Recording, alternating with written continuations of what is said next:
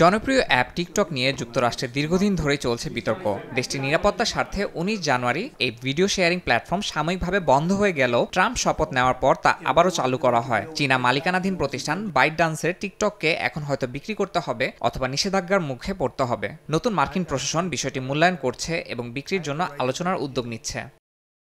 সম্প্রতি সামাজিক যোগাযোগ মাধ্যম ট্রুথ সোশ্যালে ট্রাম্প জানিয়েছেন টিকটকের প্রতি তার ব্যাপক আগ্রহ রয়েছে। বলেন, এটি চীনের জন্য যেমন গুরুত্বপূর্ণ তেমনি সংশ্লিষ্ট সবার জন্যও গুরুত্বপূর্ণ। টিকটকের মালিকানা নিয়ে বিতর্কের মধ্যেই তার এই মন্তব্য নতুন আলোচনা তৈরি করেছে। এদিকে টিকটক বিক্রি নিয়ে মধ্যস্থতার ইচ্ছা প্রকাশ করেছে ট্রাম্পের প্রশাসন। ট্রাম্পের একটি নির্বাহী আদেশের মাধ্যমে টিকটকের নিষেধাজ্ঞা ৭৫ দিনের জন্য স্থগিত করা হয়েছে।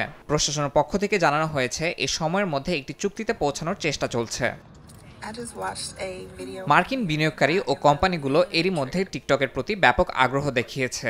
বিশেষ করে দেশটির প্রযুক্তি খাতের শীর্ষ প্রতিষ্ঠানগুলোর মধ্যে অ্যাপটি কেনা নিয়ে প্রতিযোগিতা তৈরি হয়েছে।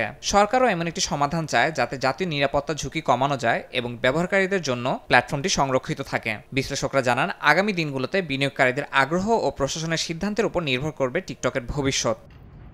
ইয়াসিন মোহাম্মদ জিসান, সময় সংবাদ।